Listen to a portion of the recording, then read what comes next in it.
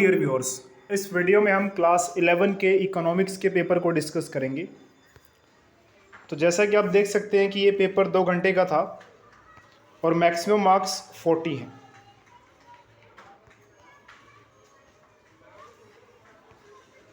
और इस question paper में सेक्शंस की अगर हम बात करें तो 3 सेक्शंस में जो है इस पेपर को डिवाइड किया गया था, जिसमें से 2 नंबर वाले क्वेश्चंस, 3 नंबर वाले क्वेश्चंस और 5 नंबर वाले क्वेश्चंस। और इनकी वर्ड लिमिट भी दे रखी है, आप देख सकते हैं यहाँ पे। जो 2 नंबर वाले क्वेश्चंस है वो 30 से 50 और 3 नंबर वाले 50 से 80 और 5 मार्क्स वाले जो हैं वो 80 से 120 वर्ड्स के बीच में। चलिए देखते हैं क्वेश्चन पेपर में किस तरह के क्वेश्चंस पूछे जा सकते हैं। तो यहाँ पे मार्जिनल रेवेन्यू आपको निकालना था, TR दिया हुआ था, तो आपको बस इसमें से माइनस करना था। 20 - 10, 30 - 20, 40 - 30, 50 - 40 और ये वाला खाली छोड़ देना था। इस तरह से आपका MR आ जाता। What is positive and negative correlation? Positive correlation और नेगेटिव कोरिलेशन क्या होता है? पॉजिटिव कोरिलेशन किसे कहते हैं हम? जब वेरिएबल्स के बीच में डायरेक्ट रिलेशनशिप हो। डायरेक्ट का मतलब एक वेरिएबल बढ़ रहा हो तो दूसरा भी बढ़ रहा हो, ये पॉजिटिव है। और नेगेटिव कोरिलेशन कब होता है? जब एक बढ़ रहा होगा दूसरा घट रहा होगा। तो ग्राफिकली पॉजिटिव कोरिलेशन को ऐसे रिप्रेजेंट करते हैं, यहाँ पे x वेरिएबल, यहाँ पे y वेरिएबल। और नेगेटिव वाले में ग्राफ ऐसे जाएगा, यहाँ पे एक वेरिएबल x मान लेते हैं और यहाँ पे y।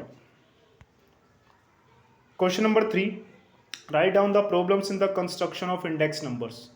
इंडेक्स नंबर्स को जब हम बनाते हैं तो क्या क्या प्रॉब्लम्स फेस करनी पड़ती हैं? तो देखिए इसमें बहुत सारी प्रॉब्लम्स फेस करनी पड़ती हैं, जैसे कि प्राइस ही हो गया, कि क्या प्राइस ले हम गुड्स का, कौन कौन सी गुड्स इंक्लूड करें। तो दो अगर आप ये पॉइंट्स लिख देंगे तो भी चल जाएगा, वैसे बहुत सारे पॉइंट्स हैं, आपकी बुक में मिल भी जाएंगे। उसके बाद कहता है explain the effect of increase in the number of firms on the supply of good. तो सीधी सी बात है, अगर नंबर ऑफ फर्म्स बढ़ती हैं तो सप्लाई होगी, सप्लाई जो है इंक्रीज हो जाएगी ना। तो इसलिए increase in the number of firms, अगर नंबर ऑफ फर्म्स, पहले मान लीजिए एक फर्म थी तो वो प्रोडक्ट्स की सप्लाई का जो था वो 10 सप्लाई कर सकती थी। अब नंबर ऑफ फर्म्स बढ़ गई हैं, 2 फर्म्स हो गई हैं, तो सीधी सी बात है 2 फर्म्स हो गई हैं तो 10, मान लीजिए दूसरी भी 10 सप्लाई करती है, तो 10 + 10 20, तो सप्लाई बढ़ जाएगी ना, तो इंक्रीज हो जाएगी। परफेक्ट कंपटीशन क्या होता है और इसका डिमांड कर्व हमें बताना है। तो परफेक्ट कंपटीशन तब होता है जब किसी प्रोडक्ट को बेचने वाले बहुत सारे हों और ख़रीदने वाले भी बहुत सारे हों और प्रोडक्ट होमोजीनियस हो, एक जैसा हो। इसका डिमांड कर्व कैसे बनेगा? यहाँ पे क्वांटिटी, यहाँ पे प्राइस, इस तरह से इसका डिमांड कर्व बनता है। ये जो ग्राफ है, ये चीज़, ये MR और AR को रिप्रेजेंट करती है। उसके बाद write down the merits and demerits of standard deviation. तो इसके फ़ायदे और नुकसान ये तो आपको आपकी बुक में सीधे मिल जाएंगे कि मेरिट्स और डीमेरिट्स क्या हैं, तो इसको एक्सप्लेन करने की ज़रूरत नहीं है मुझे लगता है। बात करते हैं क्वेश्चन नंबर 7 की, use the scatter diagram method to explain the relationship between 2 variables. तो स्कैटर्ड डायग्राम मेथड हमें बताना है इसमें 2 वेरिएबल्स के बीच में। तो स्कैटर्ड मेथड वाले में आपको ग्राफ बनाना था, x और y 2 वेरिएबल्स एज्यूम करने थे, फिर इनकी वैल्यूज़ खुद से एज्यूम कर लेनी थी कि x 10 है तो y 20 है, x 15 है तो y 40 है, ये 20 है, तो कुछ वैल्यूज़ लिख के फिर यहाँ पे ग्राफ पे x की वैल्यू 10 और y की 20, तो एक पॉइंट ये आ गया। ऐसे ही पॉइंट्स जितने बनने थे वो सारे पॉइंट्स बनाने थे यहाँ पे। इस तरह से आप स्कैटर्ड डायग्राम जो है मेथड एक्सप्लेन कर सकते थे। उसके बाद स्कैटर डायग्राम से आप पॉजिटिव, नेगेटिव या नो रिलेशन शो कर सकते हैं, डिपेंड करता है कि आपका ग्राफ किस तरह का बना है। क्वेश्चन नंबर 8 की अगर हम बात करें, market price of a good changes from 50 to 20 और क्वांटिटी जो सप्लाइड है उसमें चेंज आया है 200 से 100। प्राइस इलास्टिसिटी निकालनी है। तो सीधी सी बात है, प्राइस इलास्टिसिटी निकालने का formula delta Q upon delta P P / Q, ये फॉर्मूला लगाना था आपको। और इसमें क्वांटिटी में चेंज, तो 200 यूनिट से 100 यूनिट हो गया, चेंज कितना है -100। प्राइस में चेंज 50 से 20 हो गई है -30। पहले वाला प्राइस था 50 और पहले वाली क्वांटिटी थी 200। इसको आपको सॉल्व कर लेना था आपका इलास्टिसिटी आ जाएगा।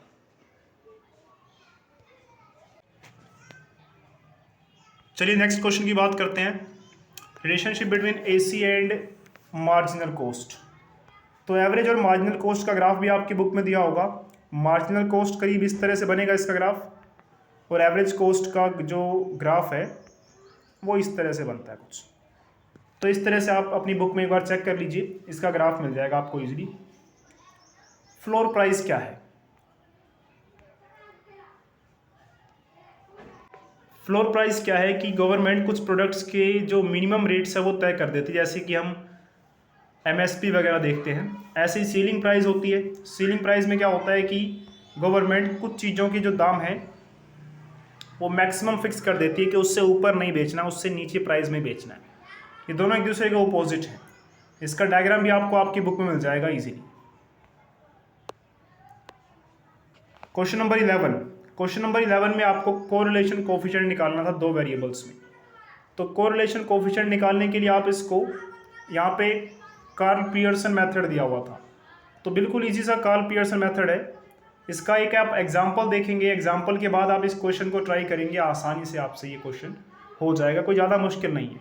अगर कोई मुश्किल आती है आपको किसी भी क्वेश्चन को सोल्व करने के लिए तो आप कमेंट कीजिए, मैं आपको वो क्वेश्चन सोल्व करने में हेल्प करूँगा। बट जैसा मैं बता रहा हूँ उन स्टेप्स को फॉलो कीजिए, आपको ईजी लगेगा। कार्ल पियर्सन मेथड आपकी बुक में होगा, और एक ना एक क्वेश्चन भी जरूर होगा उस क्वेश्चन जैसा ही ये क्वेश्चन है, बस शायद वैल्यूज़ में फ़र्क है, और क्या पता आपकी बुक का ही ये क्वेश्चन हो तो वैल्यूज़ का भी डिफरेंस नहीं होगा। क्वेश्चन नंबर बात करते हैं 12 की। Explain the law of variable proportion in terms of behaviour of total physical product with the help of diagram. तो वेरिएबल प्रोपोर्शंस का लॉ जो है 2-3 लाइन का है, जिसमें ये कहा जाता है कि अगर फिक्स्ड कैपिटल को, या कह सकते हैं फिक्स्ड फैक्टर्स को फिक्स कर दिया जाए और उसके बाद जो वेरिएबल फैक्टर है वो चेंज किया जाए, तो पहले एमपी बढ़ता है और फिर एमपी घटना शुरू हो जाता है। तो ये 2 या 3 लाइन की आपके पास डेफिनेशन होगी आपकी बुक में, और साथ ही इसका डायग्राम भी दिया होगा।